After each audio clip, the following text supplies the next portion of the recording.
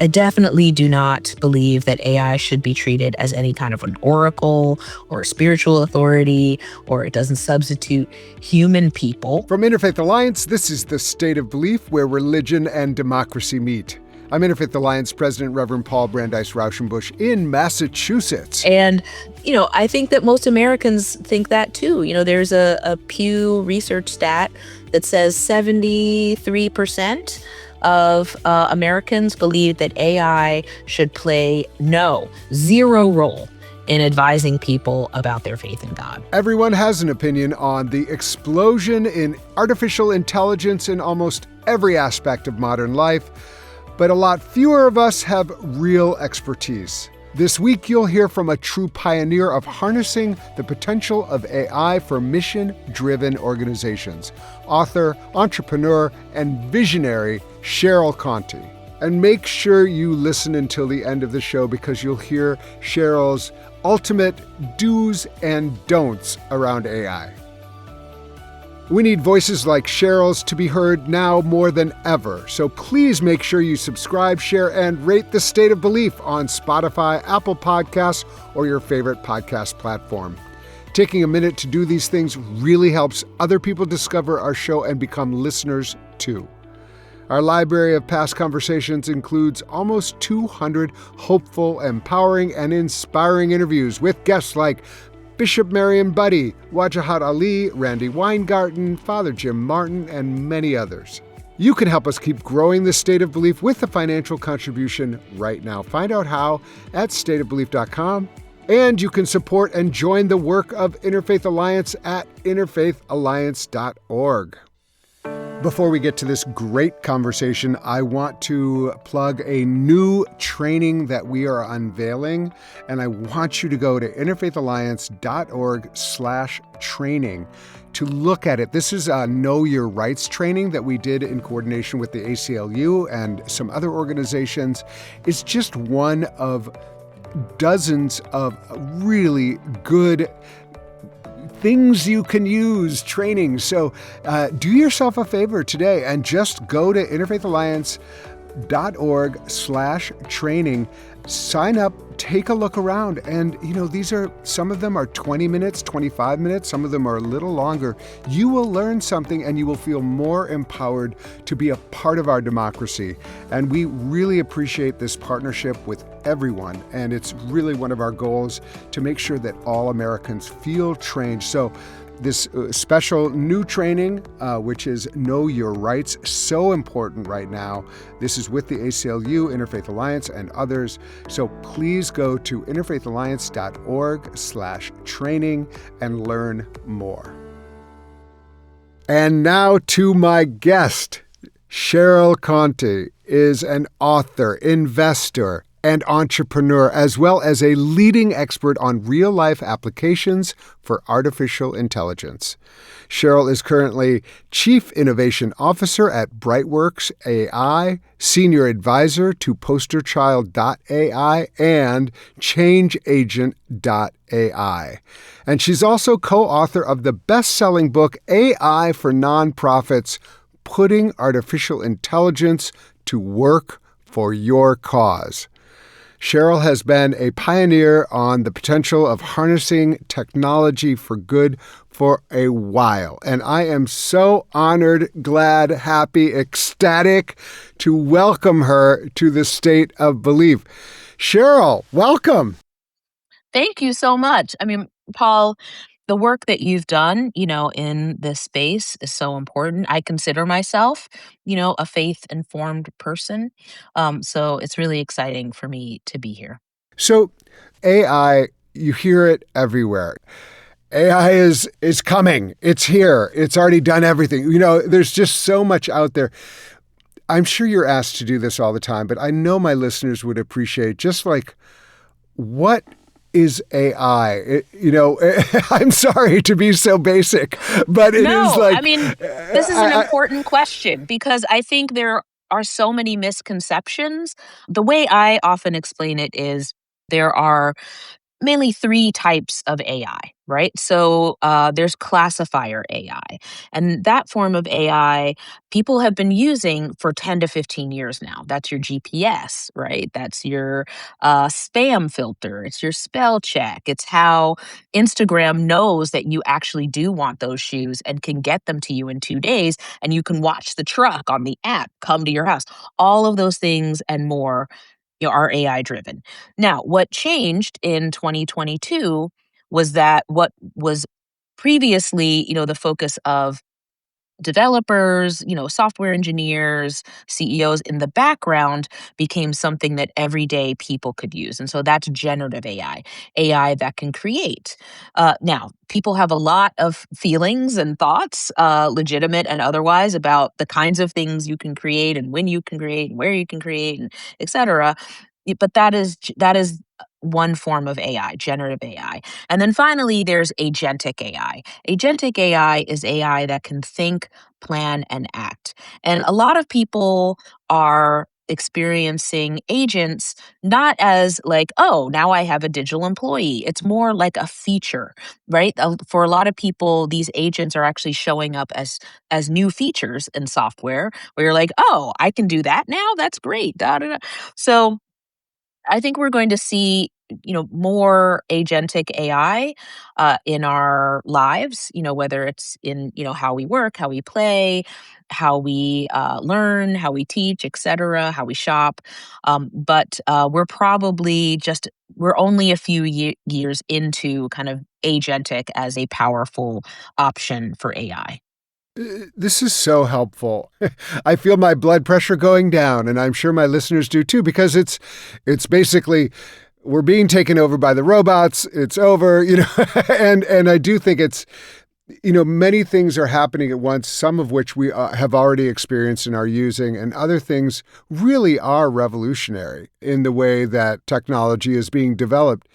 Can you talk a little bit about your sense of pace in this? Because I think some of it just feels like 5 years ago, we were talking about the internet and we were talking about various manifestations of the internet. Then AI was one of those things. And then all of a sudden it became like, it's all AI. I had someone who was helping me with our website and he said, oh, I would have designed this website completely differently if I had done it now as opposed to 12 months ago. And I'm like, oh, wow. Just the pace. How do you understand the pace of AI and especially the agentic part of AI that feels like it can do things? Oh, it can definitely do things. You can definitely do things with AI. What I'd say about that is, there are different forms of AI, as we talked about. And I think part of the challenge is when ChatGPT, released, or when OpenAI released ChatGPT in 2022, it was all of a sudden this very powerful tool. It wasn't like a tool, when you think about word processors, right? Paul, you and I are old enough to remember kind of the word processor, or like the super sized typewriter, right? And so there was Right. just this slow progression, right, of typewriters to word processors to, sort of primitive, like that happened over decades, really. Right.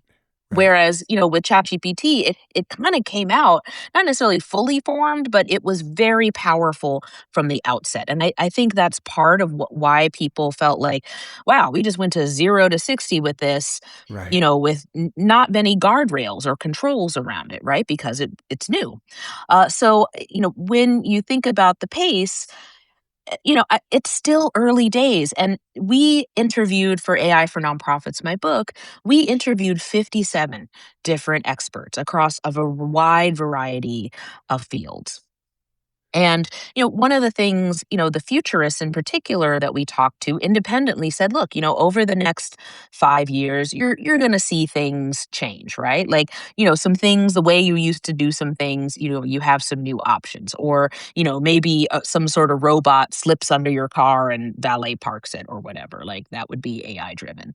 In 10 years, everything is gonna be different, right? Mm. Because, just we will have new ways of doing things, including things that humans used to do that they actually might not like doing, that robots can do now. Now, in terms of the pace, you might recall, Paul, that a whole bunch of leaders of AI focused companies were out here last year, or the year before that, saying, oh, everybody's going to lose their jobs to Right. AI. There's going to be no more jobs. Everybody's going to get laid off, and we need to figure that out. And also, maybe that's a good thing. Now, that has actually not come to pass. And in fact, what they're finding is that humans sometimes are cheaper to do that same job than the AI. And also, AI needs human supervision. It doesn't have meaning the same way a human does. It can't do quality assurance the same way a human does. It doesn't have lived experience or context, right? So you might have heard the term human in the loop, right? And loop That is a was very, yeah, in your book. That was actually the most. I mean, not the most. It was just one of the very helpful things. Is that there never should be no human in the loop because, and especially for someone like me who's trying to figure out, well, how do we use this in our work? Human in the loop was a great term. Say what that means. I just want to make sure, sure. yeah. Yeah, and it's a technical term, right? Human in the loop. The loop, what do you mean by loop? That is a program or a software engineering term, meaning, you enter something and then something happens and then it will come back around to do that same thing, right? Depending on what's happened. So, there needs to be in that cycle, in that loop cycle, a human, right? Somewhere in there. That term, is important, but I am really liking the new term that people are starting to use, human in the lead. And I Oof. think that that's what's really important, right? That humans stay in the lead. These tools are so powerful. And I often tell people, look, AI is an amazing intervention for the parts of your job that you hate the most. The tasks on your list that you save until Friday at 4 p.m. and then don't do, right? It's great for those tasks that are repetitive, time consuming, expensive, tedious, etc., right? So imagine if you took all of those tasks off your plate and then you can just do the parts of your job that you love the most. That's part of human in the lead, right? You're Mm. supervising a bot that's taken some stuff off your plate. You have essentially digital employees to help you, and those might be agents, in fact, over time, but you still are sitting on top, making sure and managing, the quality, of the output. You started as someone who really was trying to develop ways that people could do good using technology. That's one of your great contributions to the world. Well, Paul, I mean, those words mean a lot, coming from you, Reverend, for sure. So thank you. But yeah, I tell, sometimes I talk to students, right? High school, college, graduate. And, I tell them often, look, when I was your age in college, for example, or even in graduate school, the work I do today didn't really exist.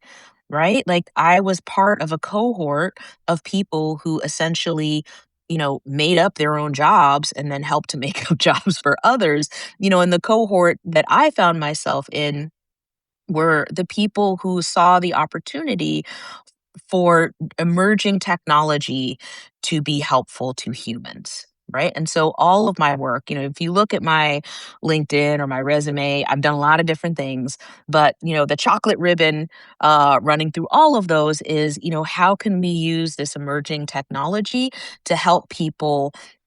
In ways and at a scale that wasn't possible before. And that's partly because, my family members, my parents were educators. Almost everyone in my family on both sides has some sort of job that contributes positively to the community. So, that's just intrinsic to how I see and approach the world and feel my way through it. And, we've got a lot of problems. Huh. Huh. Things, I don't know if y'all have noticed, No. but things are not optimized. Like things are not 100% cool at the moment and probably never have been. Yeah. Things are getting better. There are. it's easy to focus on the things that are not going well, but a lot of things are still going better, right? That are, there are more freedoms for more people than Mm, even,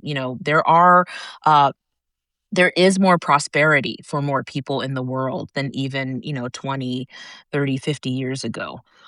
But there's still a lot of inequity, right, and injustice in the world. And can we use this technology in positive ways that add to people's lives, not detract from them? yes, yes.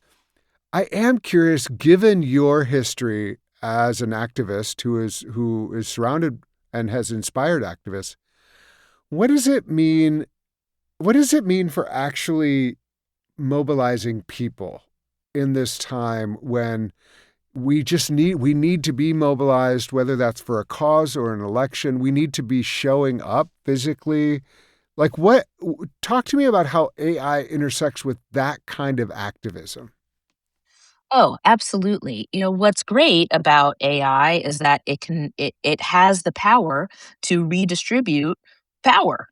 Right? So for particularly for small organizations, a lot of, faith-based organizations, are maybe a handful of people who have a big mission ahead of them.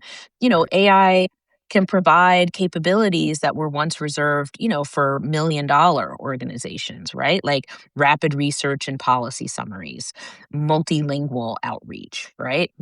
Imagine a Paul that can talk in 40 different languages. That's possible now.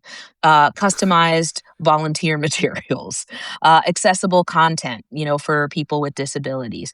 As you said, fundraising, communication, analysis of community feedback. One of the things, that always grieves me about email lists is that, organizations send out email, right? They send out these email newsletters, but people often write back. And, there's this inbox filled with messages that no one's answering, right? What a missed opportunity to build community and grow it. So, a five-person, say, justice or faith-based organization or both, shouldn't need the budget of a Fortune 500 company, to analyze information and organize it, to, reach people in multiple languages and, to tell its story effectively and particularly for historically excluded or marginalized communities, this can be a real expansion of their capacity to participate in civic affairs. Up next, more with Cheryl Contee. You can hear full episodes of The State of Belief anytime on our website at stateofbelief.com. You'll also find links to topics we discussed this week, as well as transcripts and more. And you can use AI and tell Alexa, Gemini, or Siri to play the podcast The State of Belief on any enabled device. I would really appreciate it if you would subscribe, share, and rate this show on Spotify, Apple Podcasts, or your favorite podcast platform. You're listening to The State of Belief, where religion and democracy meet.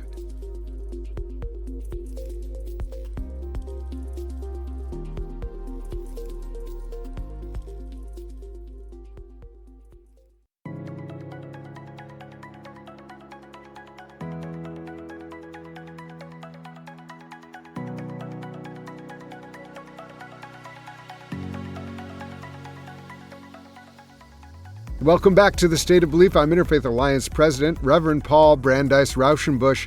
My guest is Cheryl Contee, CIO at Brightworks.ai, and the co-author of the book AI for Nonprofits. I know you must have paid close attention to the encyclical that Pope Leo put out. And I found it fascinating that his first encyclical actually addressed AI. There's so many things he could have been talking about. It's called Magnificent Humanity or Magnifica Humanitas. And I think he's saying a lot of what you're saying, which is like humans still have to come first. And the concerns for humans. I mean, one of the things he said, which is a great quote, which is, artificial intelligence needs to be disarmed. How do you hear that? Yeah, how I hear it when he says, that we need to disarm. AI, and by the way, I think this encyclical is a very important historical document. I mean, I'm on some semi-secret, WhatsApp groups, of folks who are thinking very deeply about AI, and it got our attention. Okay, we talked about it in depth, and I think that a lot of people, it.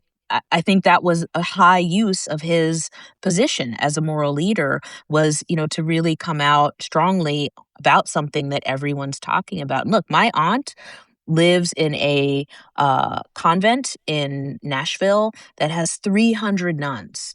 Hmm. And they are many of the teachers and nurses and medical professionals, in the Nashville area.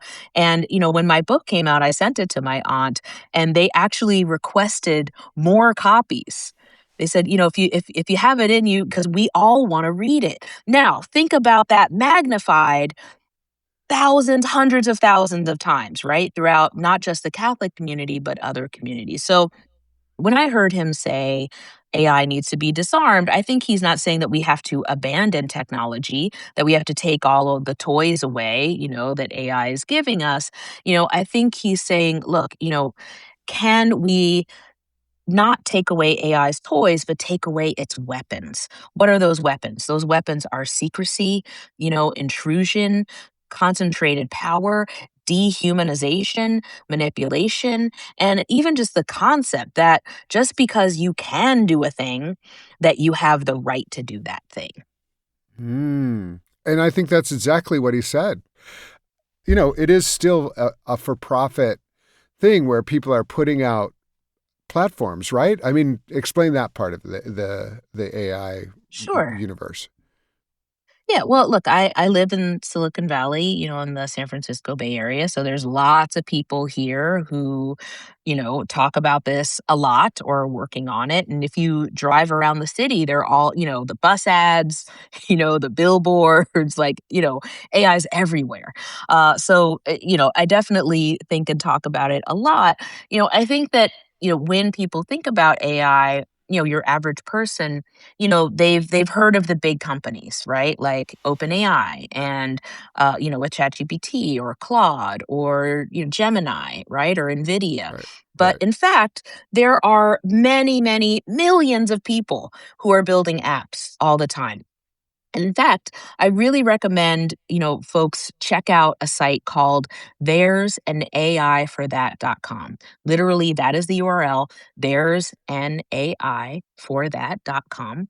And if you go there, I just love, to check it, once a month or so, because you can just see the panoply, just the explosion of all of these different ways to solve problems that people are creating every day because it's so much easier to code now. So I think it's very much early days. I think that actually some researchers came out from NVIDIA a year or two ago, and they said, look, the future isn't large language models like your ChatGPT or Claude. It's small language models. It's people taking their own, you can build your own AI model that just sits on your computer. I mean, that's possible now. So, I think it's very early days. I think 10 years from now, then, we will have a better idea, of how this shakes out. But, I am the co-founder and senior advisor to a software called Change Agent AI. You can find that at thechange.ai. And, we, sat around, some years ago and said, wow, we need to learn from the social media experience, right? Where, these organizations are not necessarily going to choose good all the time, right? They're going to choose Mm. profit sometimes. You can have good and profit at the same time, but sometimes there is a choice, right? And they have not always made the right choice. So, our feeling was we need to make, just in case, we should probably build something for the nonprofit sector that, really that we know for sure, is built on the right DNA, and is mission driven. So, change agent, this isn't an advertisement. I'm just saying, there are It's alternatives okay. because I It's know, we're just yeah, information. well, Yeah. and also, a lot of people hesitated start using AI because of their ethical concerns about some of these companies that are legit, right? So, the AI, change agent, we've built it to be eco-friendly. We've built it to be data private and data secure for vulnerable communities. And in fact, our first client and investor was Center for Community Change, which, focuses on immigration, right? So in this Yeah. time, right? And finally, it's trained on the values that we believe most people working in the nonprofit sector share. So, I think that there are going to be increasing uh, alternatives, right? Yeah. And different options. And I think it is way too early, just as you said, there used to be a lot of car companies. And I Right. think it's way too early to, settle on, who's going to be the biggest driver, just because there's actually so much more innovation in AI than, people might realize. Yeah. You said something that I think just captured my imagination. You said it's trained in ethical considerations. I think that captures a lot of like the excitement and weirdness at the same time, that you can train a digital entity. Almost all of the big players actually do have staff. Whether or not they follow everything that staff says, is, a different it's a different kettle of fish. But they all have ethicists, who are working Yeah. inside to ensure that these bots are able to respond, within general human moral boundaries. But there's still bias built in to a lot of these platforms. Now, most of them are trying hard to weed out that bias. Bias is a problem, right? Just taking away sort of the moral considerations of it, which are important, but just, let's, separate that out. Bias is inefficient, right? It's inaccurate. Inaccurate. Like, That's right. right? Like it's inaccurate. So, they are trying, but if you have, for example, mostly one kind of person, if you have a monoculture, building these tools, you're going to build a monoculture tool.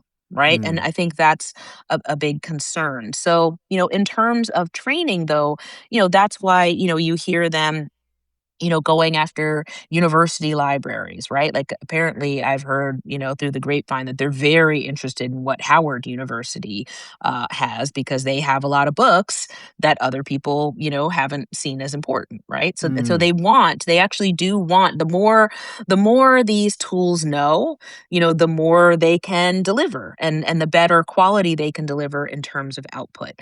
That said, any AI chatbot, for example, and I use, lots of different chatbots, just because I want, different ones do different things and it changes what they're good at. But over time, they get trained on you.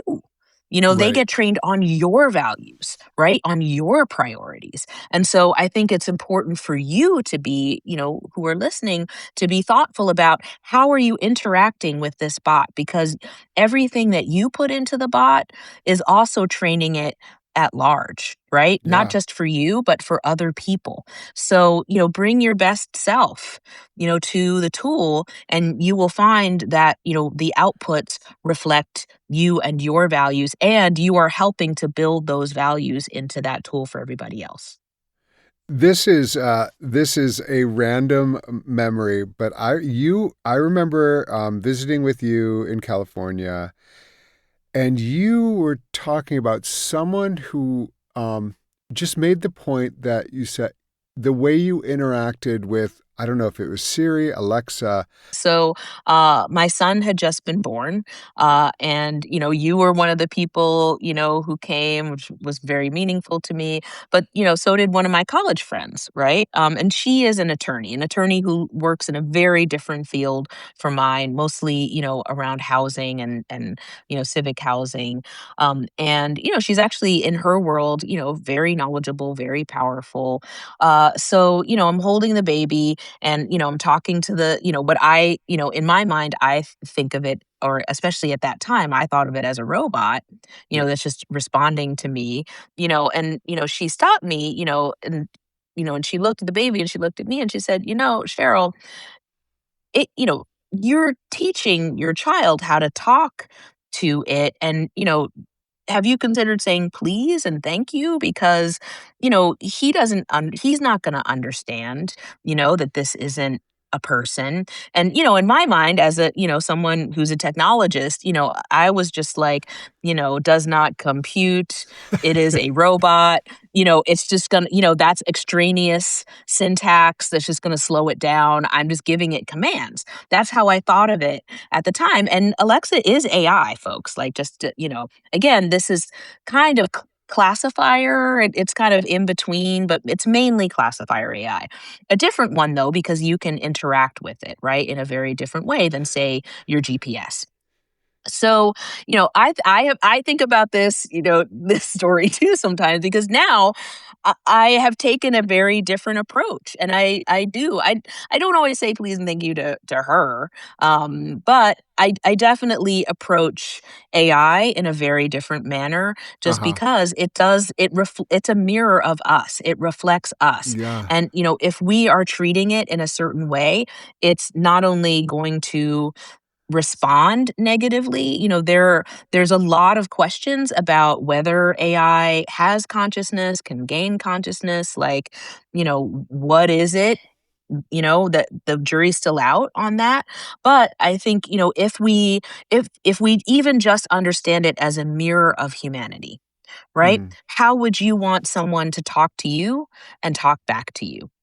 Right? And if Yeah. you have children listening, how do you want them to reflect, how you engage, not only with people, but AI people?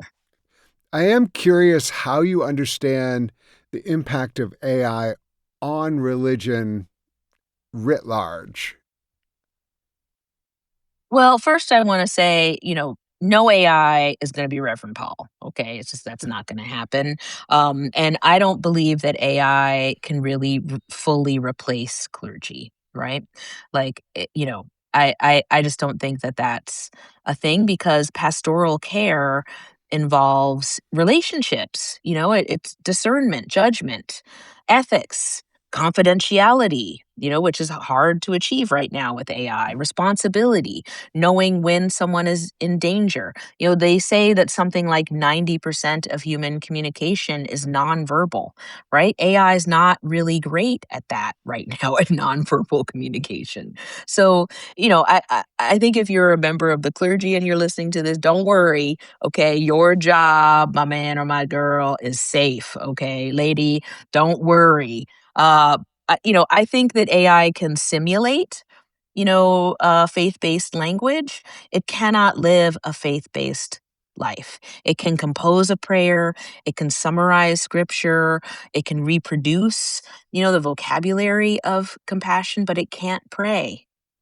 It can't repent. It cannot stand in moral responsibility. It cannot experience or even fully mirror awe or grief, mercy, sacrifice, compassion. It just can't do those things.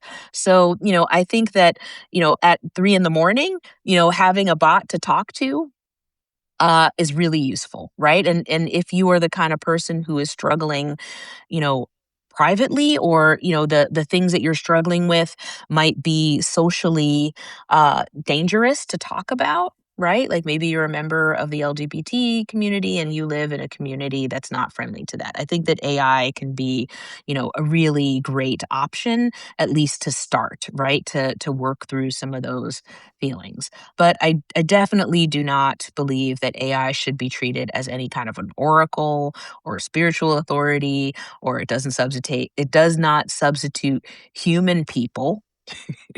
And I think that most Americans think that too. There's a Pew Research stat that says 73% of Americans believe that AI should play zero role in advising people about their faith in God. Mm. How can we make sure that in our work, both as activists but also as like faith leaders, um, that we're figuring out what is the human element that we want to bring into all of these, and then be intentional about how we use the technology. It feels like that's what you have That's your bottom line. Yeah, no, and all that, I'm plus one to all of that. Yeah. I think that I think it's good, that right now that if you are asking that kind of question about, how the Bible thinks about homosexuality, that it's going to give you a broad bunch of answers. Because in a lot of places, there's just one answer. Right. Right? There's just the one answer. And, I think it's good for people to know that there's multiple ways to approach these questions. In terms of AI and writing sermons, it's funny. This is a big conversation, at least in my world, where, people say, look, I can tell when I get an email that is written by AI alone, and it's very insulting. I don't like it, and people can feel that. There's just something ineffable. There's just something in our human neurology that can just sort of somehow pull in the inputs and just know that a robot wrote this and no human hand touched it. And I think, humans staying in the lead, especially with something like sermons, is so important. AI can help you find words for what people are feeling or thinking, but you can't confuse language with wisdom or response with presence. And if you are a member of the clergy, or even a layperson, who's using AI to write, a first step to improve the quality is upload as many writing samples of yours that Mm. you can, right? Because then it can get trained on how you talk and sound more natural. And sometimes I have to prompt my chatbot. It'll produce something. I'll be like, can you make it sound more Cheryl? Like, can we add a little hot sauce to this? And then I get a slightly better draft. Nothing you say online or out in the world should be just robot. Okay? Uh-huh. Everything, like, anything any output needs you to read it and ideally edit it in some way such that it feels like a human was involved at some point, because otherwise it's really going to turn people off. And the Yeah. objective that you had, which was to sound maybe more polished or more, intelligent or more knowledgeable, whatever, you're gonna diminish that, because it will be clear that the you is not there, right? Yeah. And the you that you're trying to impress someone with is absent. Mm. Mm. One of the helpful things you have in the book is do's and don'ts. And I wonder if you would just like offer us maybe three big do's and big don'ts with AI that might help people. Hopefully I can come up with 3 for each, but because, there's the long list and then the Yeah, short right, list. right, right, So right. short list, do think about how you're interacting with the bot. It's a mirror of you, and it will start to reflect you. And put in your writing samples. Don't send out anything that you haven't read and edited. Like, don't do it. Okay, people will not, for just the sole reason that people won't like it. Okay, it will not be as impactful as you hoped. Do use your discernment. Make sure that if you're asking it questions, make sure that you are asking for credible sources, and then click on those links to make sure they're actually authentic. These there's still hallucinations, meaning the bot will just try to please you and therefore just like make up facts. So it's very important to make sure that you are double checking the credibility of any facts. And you can ask it, you can just ask your bot, like, okay, here's a thing, but give me links to the actual source material you're getting this from, and it'll do that for you. um, Definitely improves the quality. If you are concerned about, data center use, environmental impact, do titrate, the level of AI power you're using for whatever task. So, for example, in a lot of tools, it will say, well, do you want, instant results? Do you want it fast? Do you want it more thoughtful? Do you want like really deep thinking, deep thought, the more deep thought or, heavy analysis you're using, you're using, more power, right? So if this is a fairly basic, question or task, consider, using the lowest possible model or, version, right? Hmm. For that. Maybe one more you know, um, don't not use AI. If you're listening because you're mad about AI, and trust me, I've been in rooms where, I recently gave a talk to a local school board of directors, and for the school system, right? And I go in, there's 20 different board members, 20 different emotions. Some people were already mad at me, some people were scared, some people were intrigued, some people were excited, like all of it, okay? And look, I've had all of those feelings too. I'm with you, okay? Sometimes I'm freaked out too, okay? But don't not try it because you are scared, because you think it's evil. Like, get in there, experiment, see it for yourself, because chances are, there might be a tool that is helpful, that is impactful, that, for me, what I love about AI is that I can get more done in a day and I can spend less time doing it, which means I have more time to spend with my son and my Hmm. dog. Mm-hmm. Right? Like if Mm-hmm. you can get, half a day back or even a couple of hours back in your day, I'll tell you a quick story, Paul. Early days, I used AI to help me build a deck for a webinar that I was going to do. And normally, I had set aside most of the day to do this because usually it took a whole day to sort of think of everything and then input it and edit and build the deck.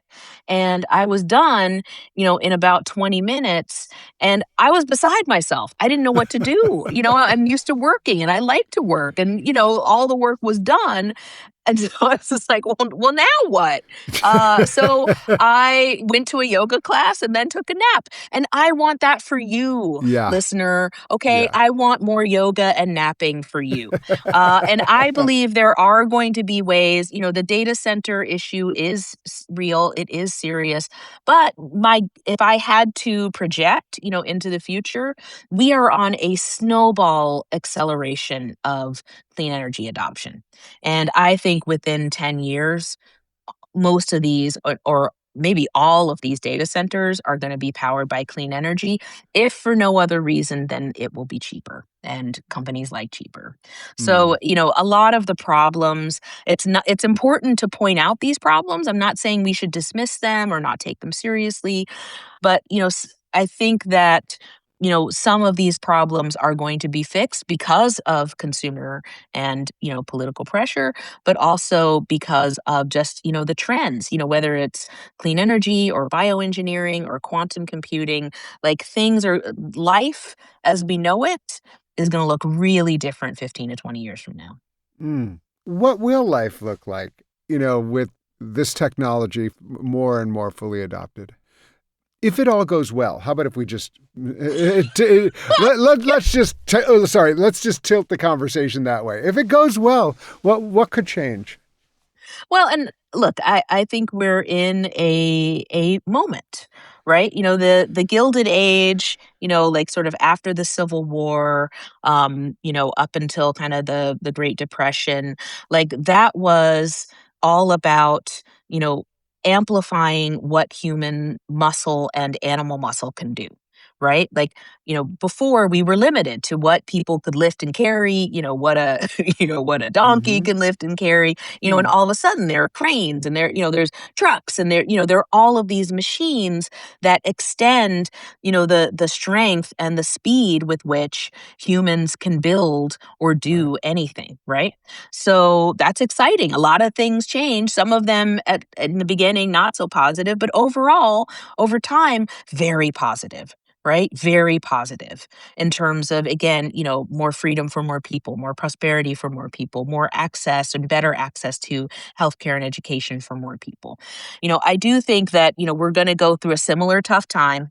Okay. I'm not going to sugarcoat that. But, I do think that on the other side, once we start to figure some things out and start to build, rebuild kind of how we think about our governance, and our, how we manage economies.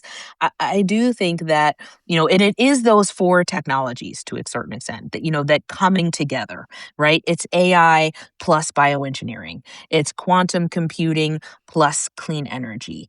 I think, for example, it's all four of these interacting with each other that's really going to transform, what's possible. So, for example, I don't know if folks have been following cancer research, but there have been huge leaps forward. Even the COVID vaccine, the Mm. people were very suspicious of how quickly it was able to be developed, but they used AI.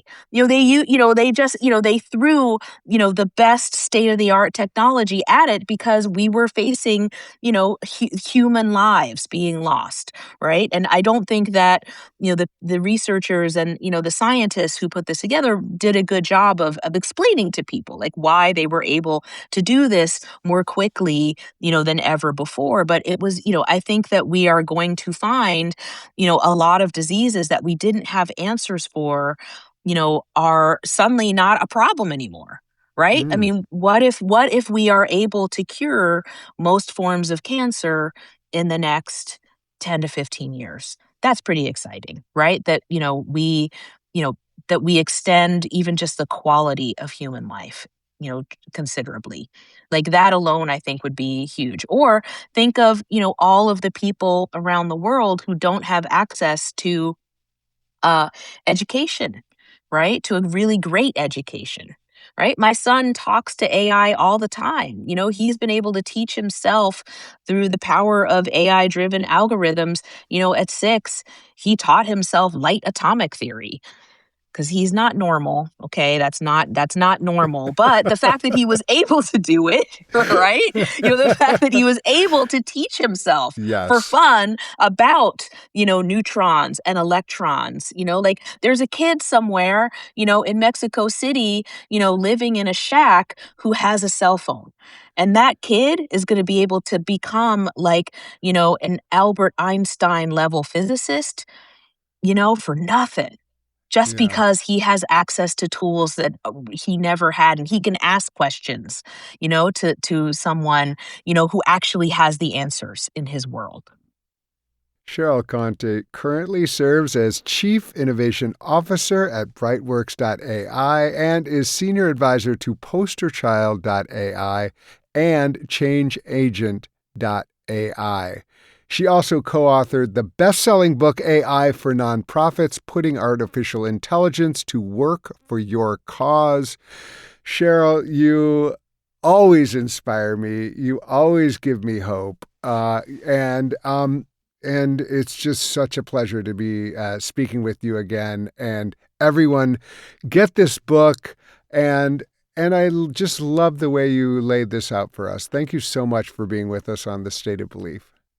Oh, Reverend, it is an honor and a privilege always to be with you and to be with your amazing audience. Thank you who are listening for all that you do to make the world suck a little less every day. Who do you know who would get a lot out of hearing this conversation with Cheryl Contee? Please share The State of Belief with them and be sure to subscribe to The State of Belief on Spotify, Apple Podcasts, or your favorite podcast platform.